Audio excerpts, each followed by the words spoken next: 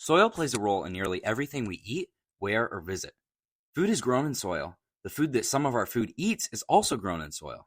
Some of the fibers for our clothing is grown in soil, and many of the materials used to build structures and buildings is grown in soil. But soil is a limited natural resource. To be global citizens in agriculture involves understanding what soil is, how it forms, and how to keep it healthy so that we can be part of maintaining a sustainable agricultural system. Soil is a mixture of many things: minerals, dead and living organisms, air, and liquids that are found on the Earth's surface. But soil is not just those things sitting doing nothing.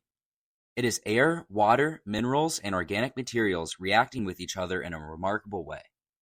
This makes soil one of the most powerful and most significant natural resources. When defining soil scientists say, soil is the surface, mineral, and/or organic layer that has experienced some sort of physical, biological, and chemical weathering. Soil is a renewable natural resource because it's continuously being made. However, it's called a limited natural resource because it is formed at an incredibly slow pace. It can take several hundred years for just 1 inch of topsoil to be formed. Only 7.5% of the Earth's surface provides the agricultural soil where we grow our food supply. That's why we need to be good global citizens with our soil. Let's take the time to learn more about soil and some activities. The materials needed for edible soil are clear 6 or 9 ounce cups, can be tapered or straight, with 4 lines drawn in them approximately 1 inch apart. A marker, Oreo cookies, crumbled Oreo cookies, vanilla pudding, chocolate pudding, gummy worms, sprinkles, plastic spoons, and the Depth to Bedrock printout. We will build a snack with each ingredient representing a different component of soil. As we ride the elevator back up to the top, we will see that each layer of soil looks different and has different characteristics. Give each learner a clear cup with lines drawn on them 1 inch apart. Have them put 1 Oreo at the bottom of their cup. This represents the bedrock layer, which is a solid rock layer that may be beneath the soil or at the surface.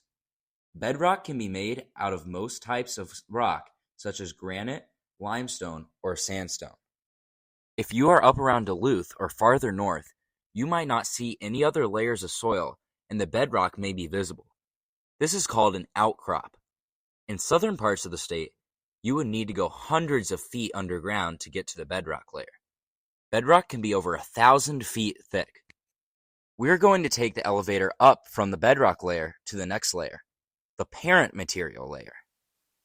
Put the crumbled cookies on top of the Oreo until it reaches the second line from the bottom.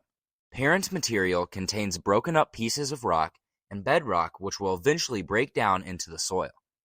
Not many things live in the parent material layer except for the biggest tree roots. This layer is usually... Let's take the elevator from the parent material layer to the next layer, the subsoil layer. Now you can add vanilla pudding up to the next line on top of the crumbled cookies. The subsoil layer is low in organic matter and is poor for growing crops because it doesn't contain air or much organic matter that makes soil healthy. Because subsoil doesn't hold any air, it is compact. The subsoil layer is around 30 inches thick. Let's go up 1 more layer to the topsoil layer. You can now put the chocolate pudding in your cup until it reaches the last line. The topsoil has many nutrients, which is why plants thrive in this rich soil. One reason why they thrive is because the topsoil is rich in organic matter. Topsoil is what you see in the fields. You may have noticed its dark, often brown or black color. That color comes from the amount of decaying plant and animal matter found in this layer. Our top layer is a very thin layer left to explore. You can put sprinkles on top of your cup. This is the litter. It's not the same litter that you find in a road ditch like pop cans, wrappers, and other garbage. This litter is organic matter, materials that come from living things such as plants and animals, and their waste products in the environment. Have the learners reflect on the following. Why are the different layers of soil important? Can things grow in other layers? If people live in an area prevalent with outcrops, can they grow anything? What might they use that land for instead of growing things? Let's try another activity to understand what is soil. The materials needed for soil shakeup are plastic graduated test tubes or any clear container with a lid and straight sides. Note that the soil will settle in a smaller container faster than a large one. Soil samples, including loamy, sandy, silty, and clay, water, ruler, and a soil triangle diagram. There's another important factor about soil that also affects not only what grows in it, but also how that soil might absorb water and nutrients. 4 types of soil include sandy soil, which feels gritty, drains easily, dries fast, and is easy to work with. It warms up fast in the spring, doesn't hold nutrients well, and is good for growing tulips, hibiscus, and root crops like potatoes, corn, and vine vegetables. Silty soil, which feels soapy and soft, contains many nutrients and holds moisture well. Gardens do well in silty soil as long as there is drainage. Silty soil is good for growing grasses, climbing plants, shrubs, and trees. Clay soil, which is dry when hard, sticky when wet, and has poor drainage as there are few air spaces. It has a heavy, thick texture and warms up slowly in the spring.